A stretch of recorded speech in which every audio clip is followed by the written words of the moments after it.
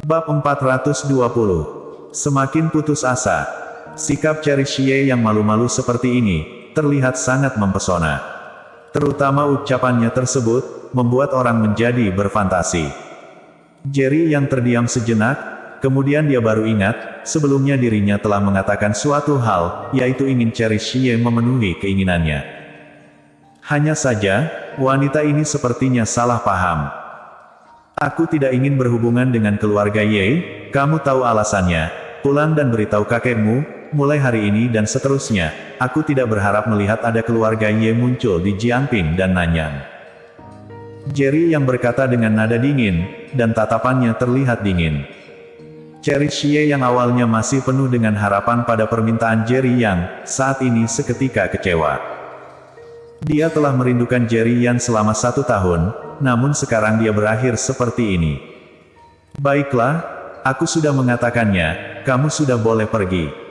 Setelah Jerry yang berkata, dia langsung pergi.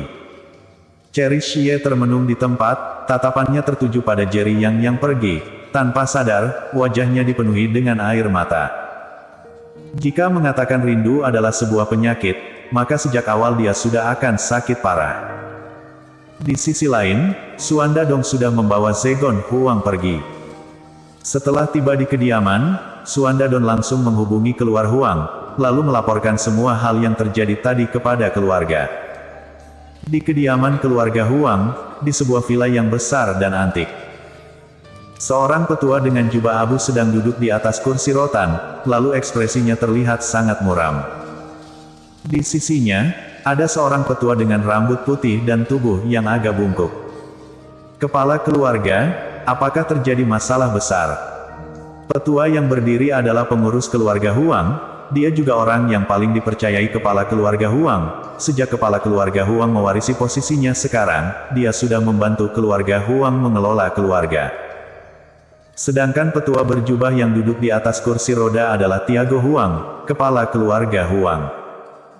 Tiago Huang dengan kesal berkata, Zegon Huang dipermalukan di depan publik, bahkan sekarang tidak bisa bicara satu kalimat pun. Apa? Pengurus rumah terlihat terkejut, maksud kepala keluarga, Jerry yang merupakan anak buangan keluarga Yuen itu yang melakukannya. Tiago Huang mengangguk, wajahnya terlihat kesal, lalu berkata, dia sudah benar-benar keterlaluan, sebelumnya dia menindak Jason Huang di depan banyak orang. Kali ini ternyata dia lagi-lagi menindak Zegon Huang, tindakannya ini sama saja telah mempermalukan keluarga Huang. Dia harus membayar atas perbuatannya ini, jika tidak kita keluarga Huang akan menjadi pencundang di sana. Seorang anak buangan, ternyata berani memantang keagungan keluarga Huang, benar-benar sudah bosan hidup. Tiago Huang berkata dengan kesal, wajahnya yang keriput saat ini terlihat dipenuhi dengan kedengkian. Kepala keluarga, bukankah di sisi Zegon Huang ada perlindungan dari Suanda Dong? Kenapa dia masih bisa ditampar di depan banyak orang? Pengurus rumah terlihat tenang, lalu bertanya. Tiago Huang berkata dengan tertekan, Suanda Dong berkata, dia bukan lawan dari orang itu. Apa? Kali ini, pengurus rumah akhirnya terlihat terkejut. Anggota keluarga Huang adalah keberadaan yang ganas, setiap kepala keluarga pasti akan mencari seorang pengurus keluarga yang berakal sehat, tujuannya untuk menghindari kepala keluarga melakukan hal yang gegabah. Jadi, di keluarga Huang, posisi dari pengurus keluarga sangatlah tinggi.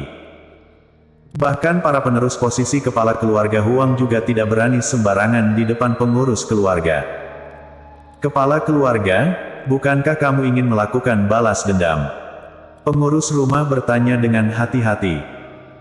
Tiao Huang mengangguk, kemudian berkata dengan mata yang merah, jika tidak membunuh orang ini, penghinaan keluarga Huang tidak akan pernah hilang, jadi dia harus mati. Pengurus keluarga menggelengkan kepalanya, lalu berkata, kepala keluarga, dengan kekuatan Suanda Dong, dia saja tidak dapat menghadapi pemuda ini, jadi bukankah sudah pasti dia bukan orang biasa? Suanda Dong saja berada di urutan ketiga dalam kekuatan keluarga Huan, dia saja dikalahkan dengan mudah oleh Jerry Yang, jadi meskipun kita mengutus keberadaan itu keluar, apakah kamu yakin dia bisa membunuh pemuda itu? Pepatah mengatakan tidak ada kesempatan yang ketiga, dan semua masalah ini terjadi karena dua pewaris keluarga Huang yang memprovokasi Jerry Yang terlebih dahulu. Jika kita memprovokasi lagi, jika gagal, bukankah berarti keluarga Huang yang besar sudah tidak dapat menghadapi Jerry Yang seorang diri? Ucapan pengurus rumah membuat Tiago Huang menjadi jauh lebih tenang. Tiago Huang dapat menjadi kepala keluarga, sebagian besar kontribusinya adalah bantuan pengurus keluarga. Setiap kali dia sedang gegabah, dan akan mengambil keputusan yang salah, pengurus keluarga akan mengingatkannya, dan membuat dia menyadari betapa seriusnya masalah ini. Apa kita harus membiarkan begitu saja dua penerus keluarga Huang dipermulkan di depan orang lain? Tiago Huang bertanya dengan kesal. Tentu saja tidak.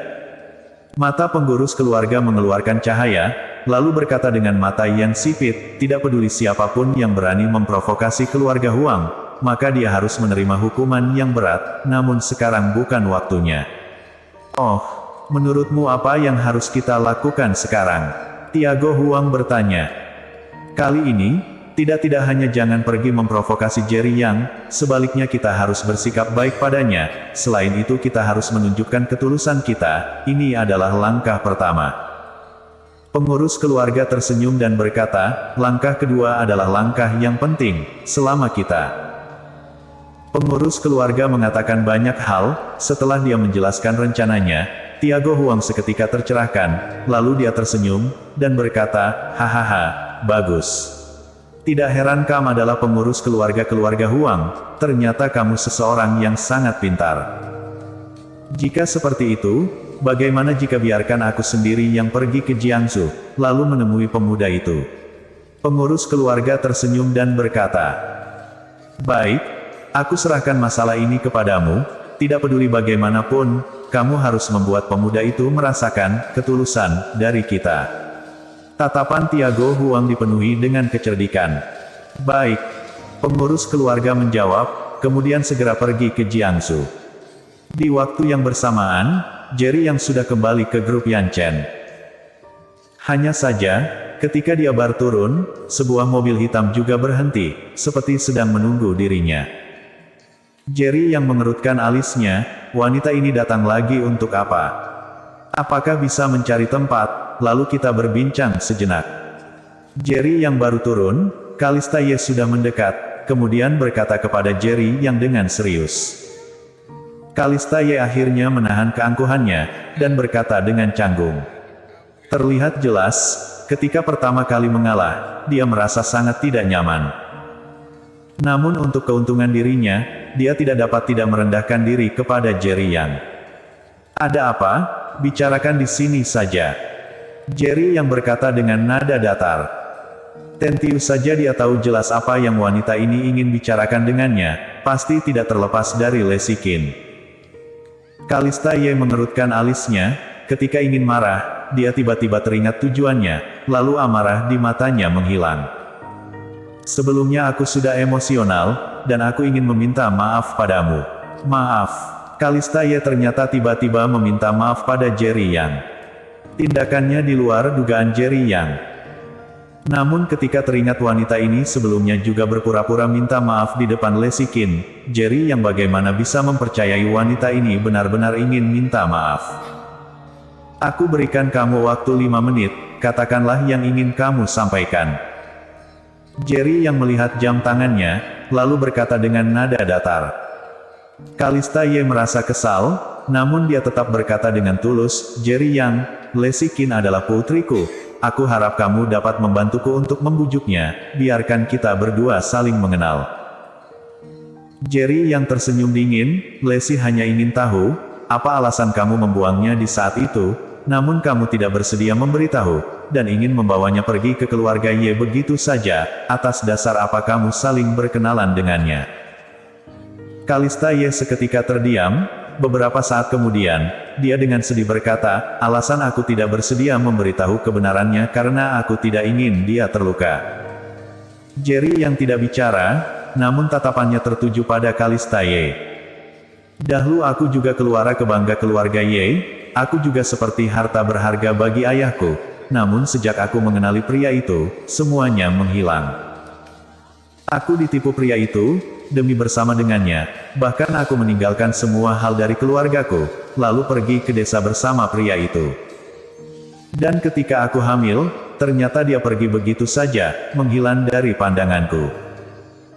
Demi dia, aku telah mengabaikan kehidupan yang mewah, pergi bersamanya hidup di desa, namun dia menipu perasaanku, dan meninggalkan aku seorang diri untuk menghadapi semuanya.